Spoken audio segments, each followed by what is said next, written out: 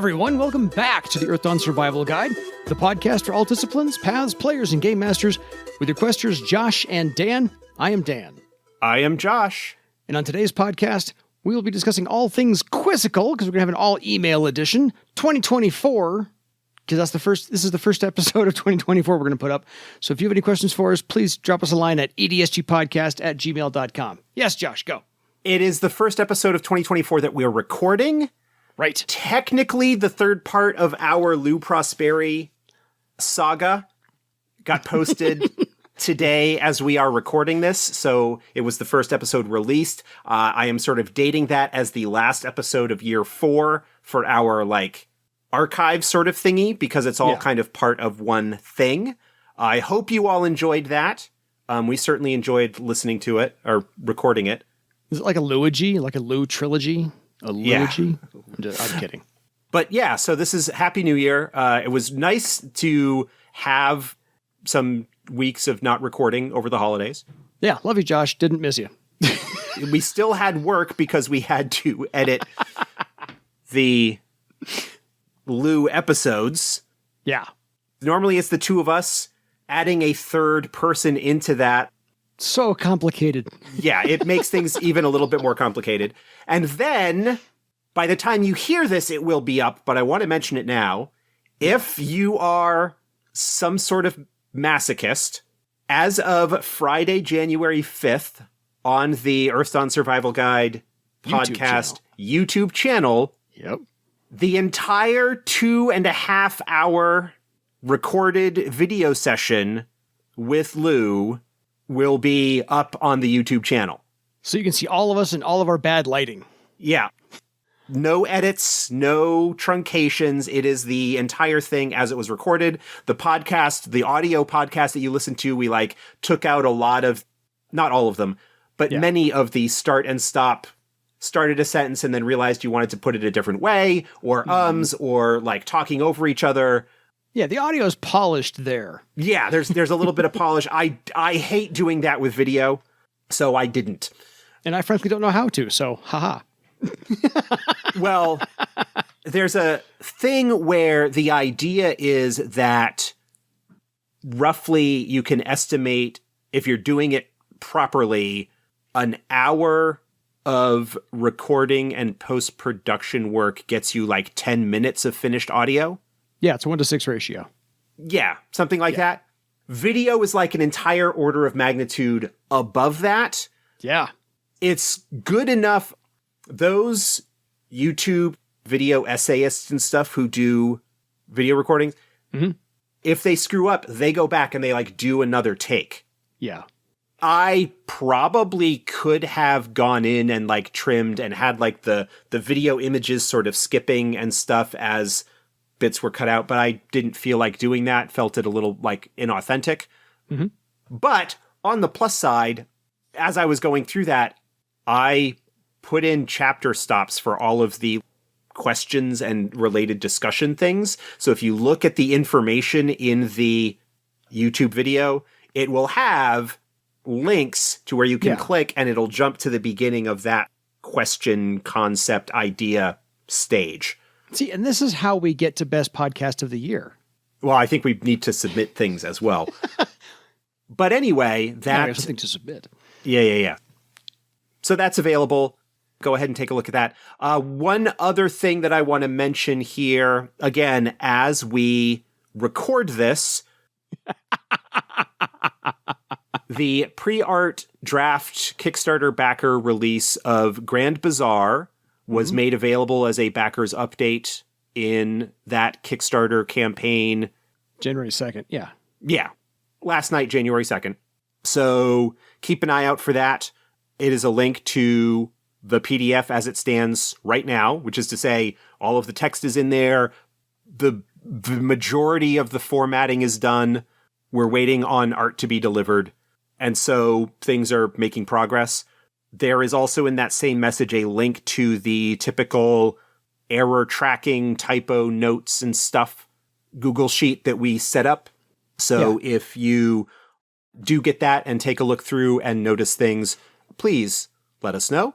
Put them in that sheet and we will do our best to fix problems before Printing. the final project is released. Yeah. Deeper Secrets is probably not too terribly far from having its backer release happen.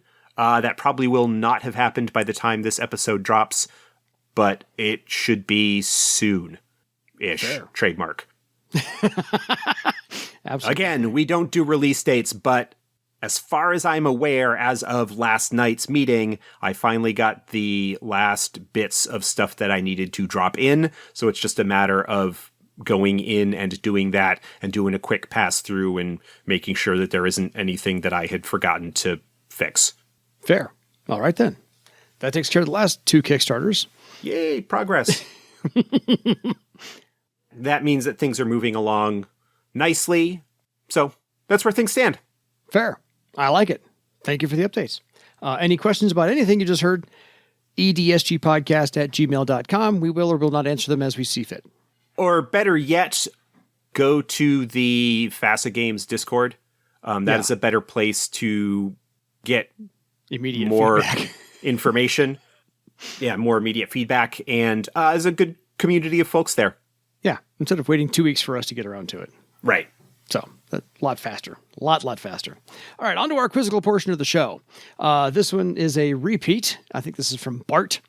Hey, John and Dash. Now, who did I mean to list first? Just thought to drop you a question in the wake of a very fun discussion I had on the FASA Discord. Speaking of, dispelling, disrupting, or unweaving threads, like those tied to thread items and group patterns. Can it be done at all, and how? Here are my thoughts. Does it say disblem magic talent? All right. Most likely a no, but maybe with a knack? Seems way overpowered. He probably meant dispel magic. I think so. I'm going to go with disblem because that's how I put it there. So, haha, what did I mean to say? Or the disrupt magic horror power, dispel magic dragon power. Yeah, maybe. Only with a thread item or pattern item in hand? Or are threads meant to be impervious, period? Have at it. Broadly speaking, there is not any name giver / adept magic that can just disrupt, dispel, get rid of permanent threads. That is, threads woven to magic items or to other people, places, or things. These sort of permanent pattern magic threads that require legend points to spawn. It is theoretically possible that there could be unusual or unique horror powers that could temporarily dampen a thread effect. I don't know exactly how that would necessarily work. I'm not aware of anything that exists in any of the rulebooks that can do that. Probably would model it off of, I think there is a dragon-like suppress magic power. Maybe along those lines. I'd have to look at, I haven't looked at those rules in a while, so I don't know specifically whether it would apply or not. And again, likewise, dragons could potentially have knowledge of strange magic that could do that sort of thing as well. I would be inclined to say that anything like that would be only able to temporarily suppress, and maybe only by certain amounts, the power of a thread. Really, if you want to get rid of a thread, the best way to do that is to get a hold of the thread item itself and then weave threads to it to replace the existing threads. Because thread items have a maximum number of threads that can be woven to them. Yeah. And if those slots are already full and you try and weave a thread to it, it replaces one of those existing threads. Yeah. That's sort of by default how that works. But generally speaking, they're not really intended to be something that is easily messed with. And in part because that is a resource that you invest into. Yeah. And so similar to talents, there may be things that can temporarily suppress it as a mechanical thing to cause problems in a particular story or adventure or encounter, but I wouldn't want to deprive player characters of things that they spent their resources on. That makes sense. That's my personal approach to things. Certainly wouldn't want to do that on any kind of major basis without discussing it with the players ahead of time. hey, this is a story arc or idea that I have I want to deal with. I want to make sure it's okay with you before I go messing about with your character's stuff. Yeah, that makes sense. He follows up with, of course, anything is possible for the creative GM, but I wanted to pick your brains in regard to the existing rule set without resorting to GM narrates it so it happens. And for fun. Mostly for fun. Cheers, and thanks for the awesome podcast. Bart. P.S. The name Mishmash was a genuine dyslexia hit. I decided to leave it as it turned out hilarious. Yeah, that was, I mean, I think the discussion in the Discord kind of ended up in a very similar place, that there really wasn't a whole lot canon. I think the closest thing to it is the suppress magic power that, again, I think dragons get, but it doesn't specifically say anything about targeting threads. It could potentially reduce the effectiveness of powers or abilities or bonuses that you get from the threads. Like if the item provides you a bonus to a certain talent, I think suppress magic might provide a reduction to your effective talent rank. And so that effect would maybe come into play. But again, that's without looking up the exact rules of the power to see what might happen. Fair enough. Okay, the next one here is from Chris. Hi, fellas. He doesn't even bother with names anymore. I really enjoyed the podcast, and I'm very impressed with how long it's been running. As are we. So are we, yes. It makes my drive to work much more enjoyable, and I have learned a lot of things along the way, too. I have a couple of questions about weapons in the game, specifically crossbows. Oh, God.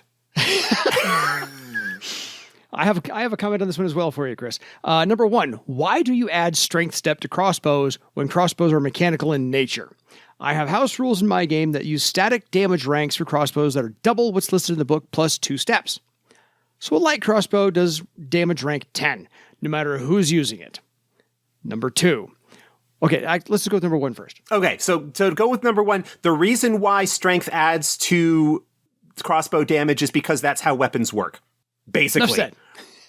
That's the super simple answer. It's because that's how weapons work, is you add your strength step to the damage.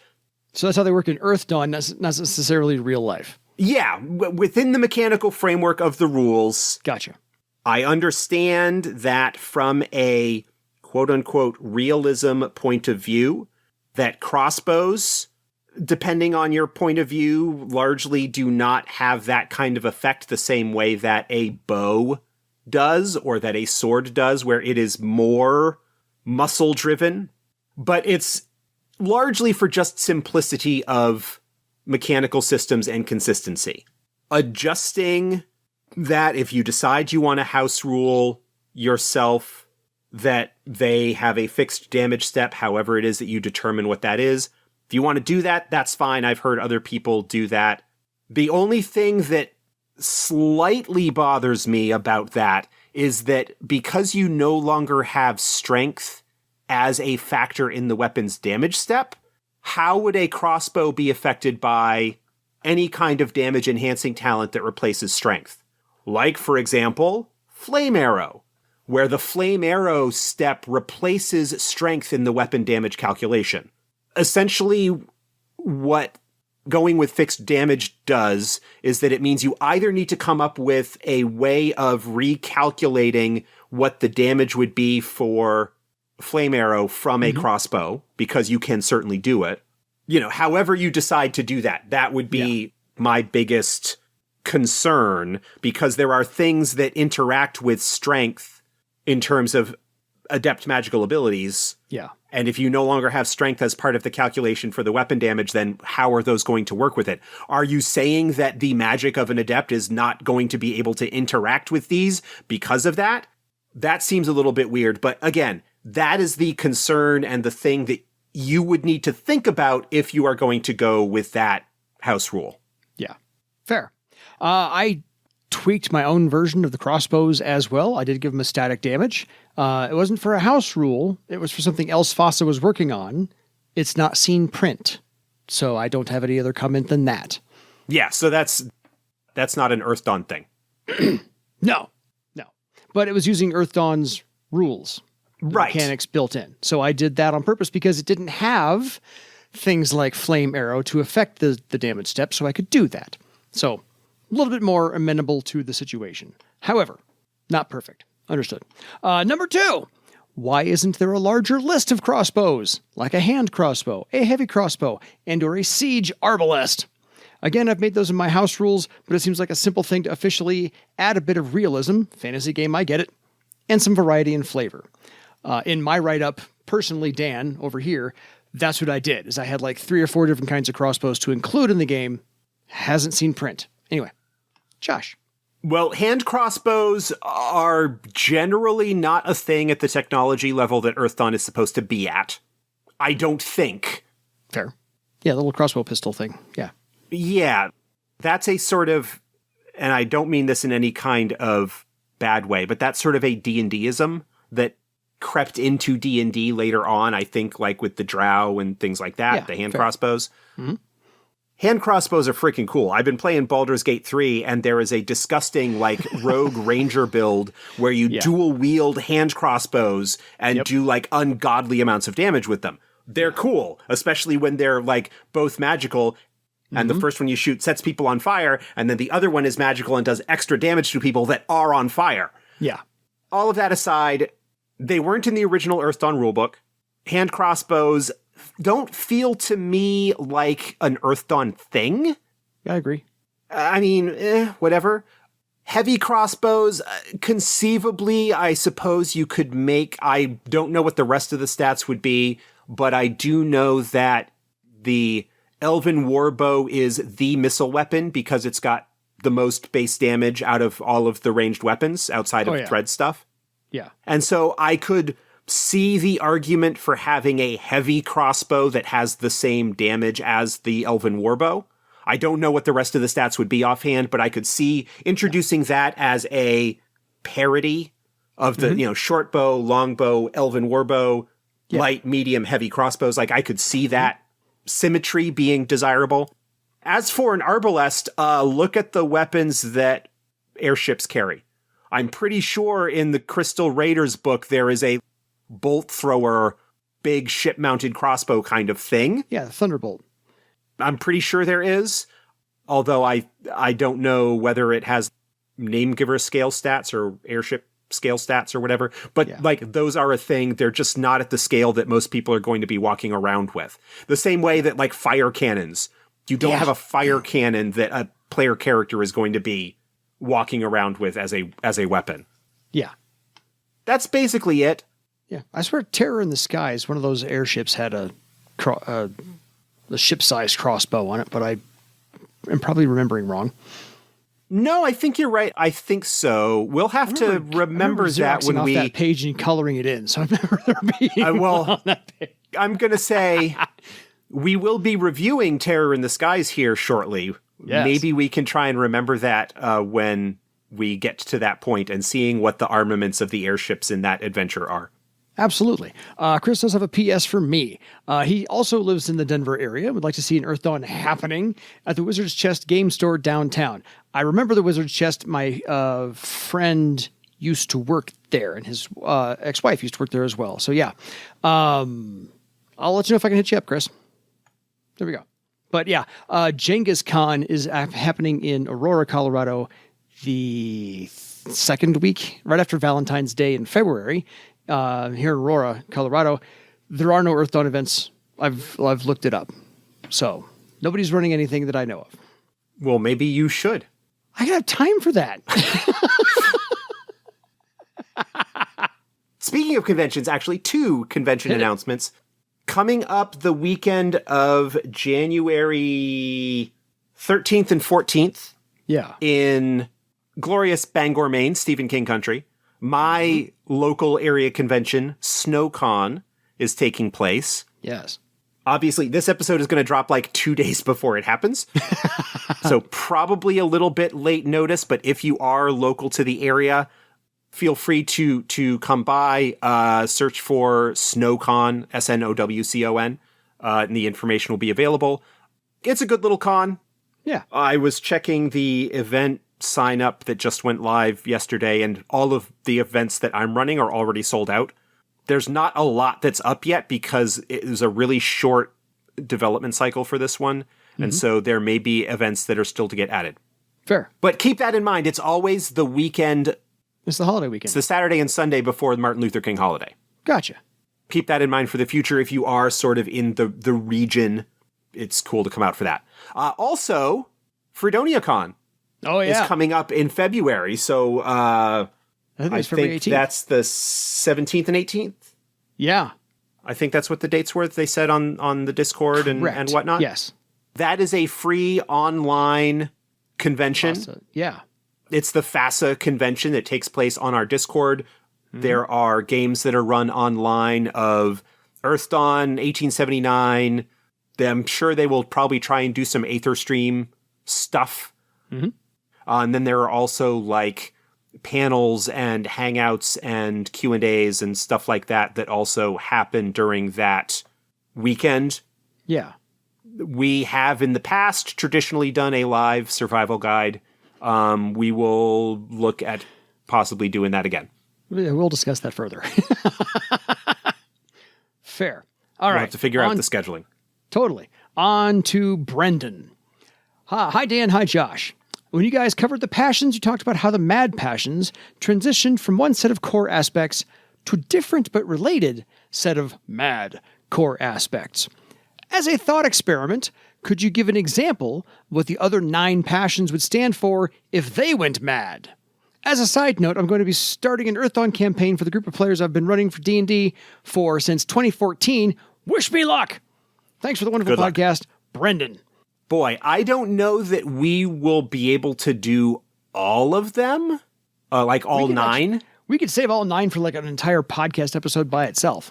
Well, yeah. So, like, some of the ideas that immediately occurred to me, we kind of talked about it a little bit with Corollas, where Corollas could very easily be spun into greed and rampant, unchecked capitalism.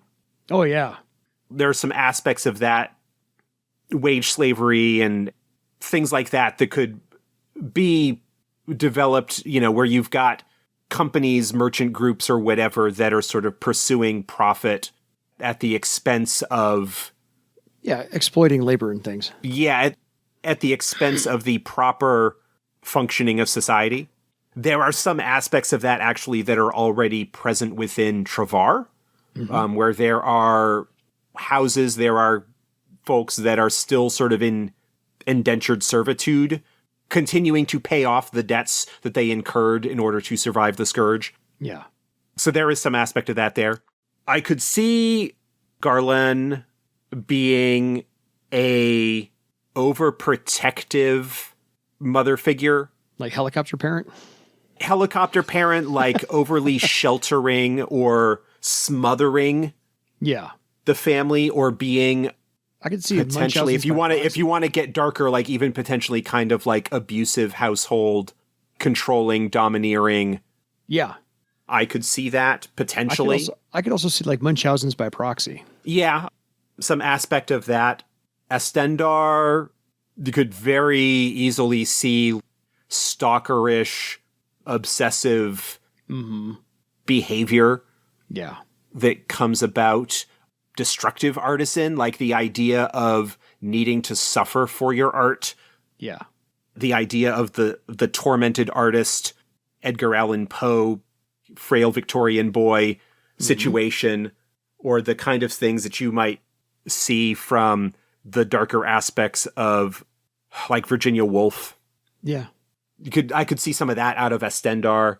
Thistonia seems really easy, going out of the challenge and really going into the idea of bloodlust and war and battle, as opposed to the sort of valorous pushing yourself to the limits of your physical endurance, but changing it into like more dark, bloodthirsty, getting more into the like bloodlore moot aspect of I could see things. Winning at all costs, there's no honor anymore. That's it. Subjugation of your enemy.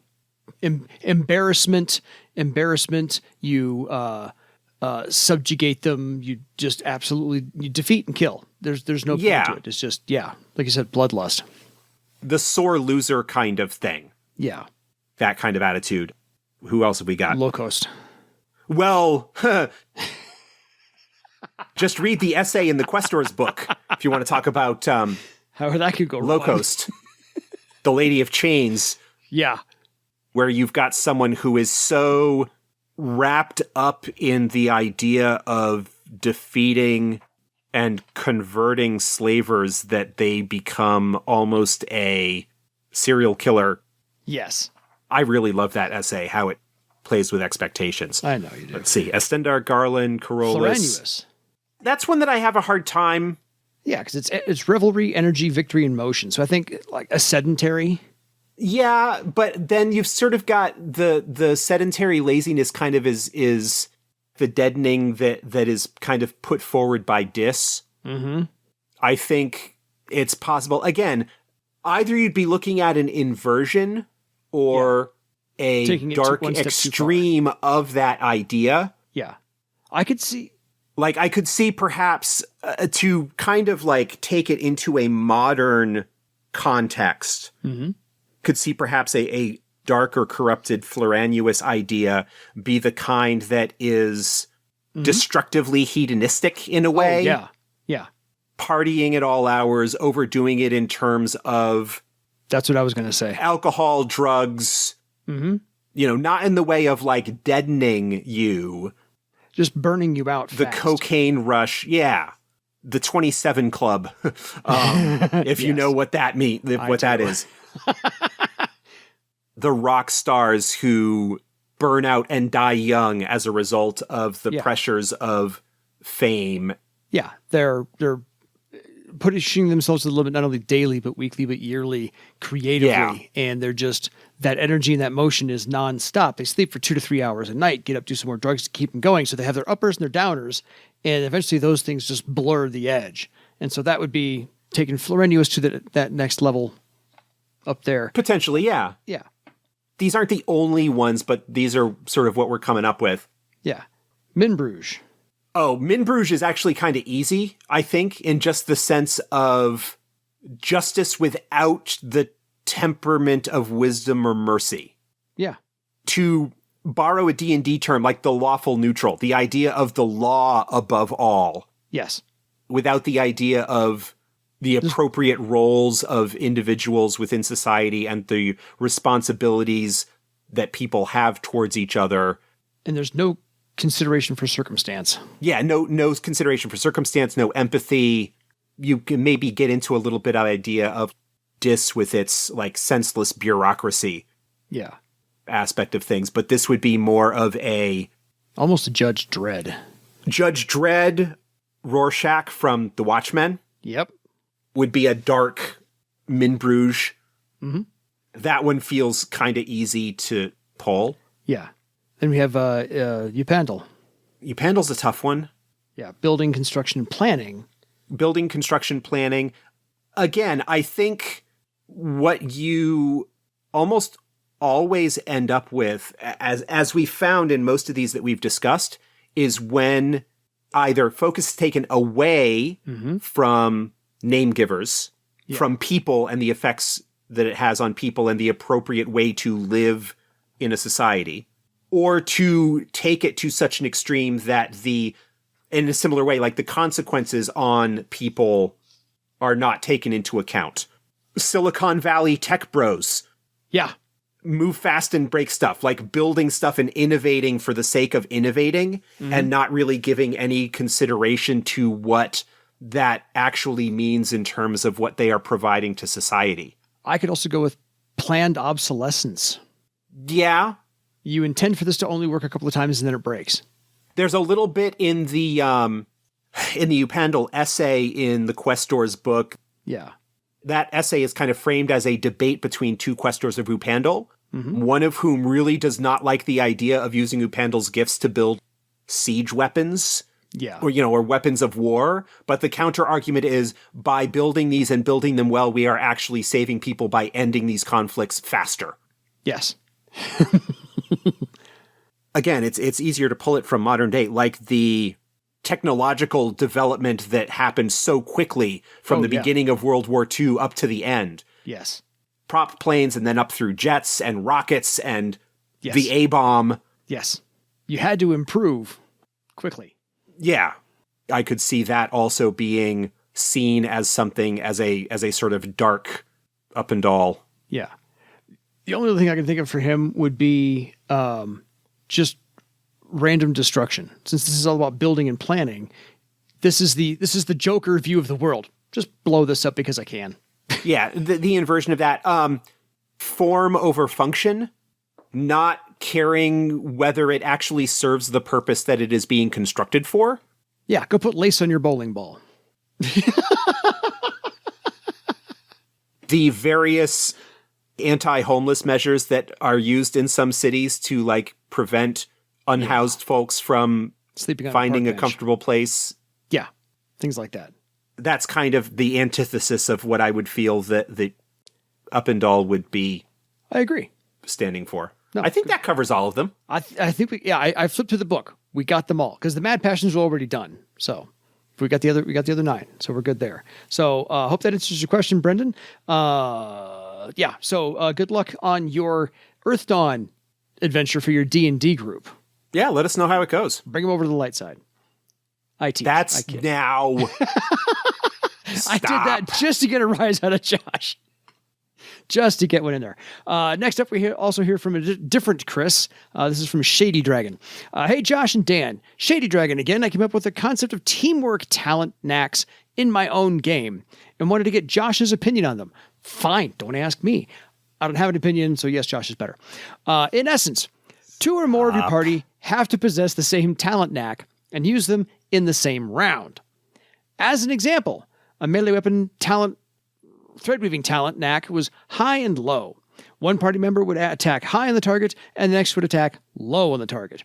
If a wound was caused by either attack, the target would make a knockdown resistance check with a significant penalty due to the magic of the knack.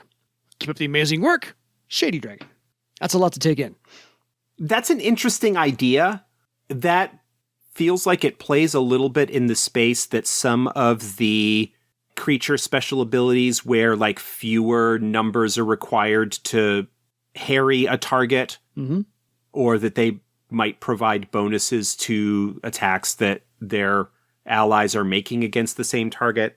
I don't have any particularly strong opinion against that particular knack. I still sort of feel that cooperation knacks or cooperation rules of some sort for tasks that multiple people can work on towards a single objective are something that maybe still could use a little bit of development. In the companion, there's the enchanting rules where you have like multiple enchanters working on the same project. Yeah. Getting assistance bonuses and like that. But there are other places where perhaps teamwork rules could apply. The way that I consider teamwork, where I was talking about like multiple people helping towards the same goal, like you've got a big stone that is blocking the passage, but multiple people want to work together to move it. How do you handle that in the rules? There's not really anything explicit about that. I do kind of like the idea of special knacks that are only useful if multiple people have them, like this high and low thing where they both have that ability, and so they kind of work together to have some kind of better outcome if they both succeed. Again, I don't know necessarily how effective this particular one is. I think it's a neat idea. Yeah. I'm just not sure how much design space there necessarily is that those could play in. Fair. It's an interesting idea and certainly plays into the concept that I think was being developed around the talents and abilities that adepts get and trying to provide synchronicity and helpfulness between different disciplines. Yeah. Like, the distract talent, for example, makes it easier for the thief to use surprise strike because it applies that blindside bonus that then triggers their ability, things like that. So yeah, it's interesting. Yeah. I'd say this could be, I like the idea of the teamwork aspect because certain disciplines are lean themselves more toward the teamwork at Sky Raiders, Air Sailors, Cavalrymen especially, to work in teams or in conjunction, at least in pairs. So I think that's not a bad idea either. And as long as I think you do since it's such a limited set of circumstances that those could work in, I don't think it can be vastly abused. Yeah. Thought. I likewise. That's my 2 cents. A quick sniff test, it's interesting, but again, I think broadly, I'm not sure how much design space there necessarily is for that, or how broken something might end up being, but that's fine. Fair. Yeah. No, I keep playtesting if it works for you. Great.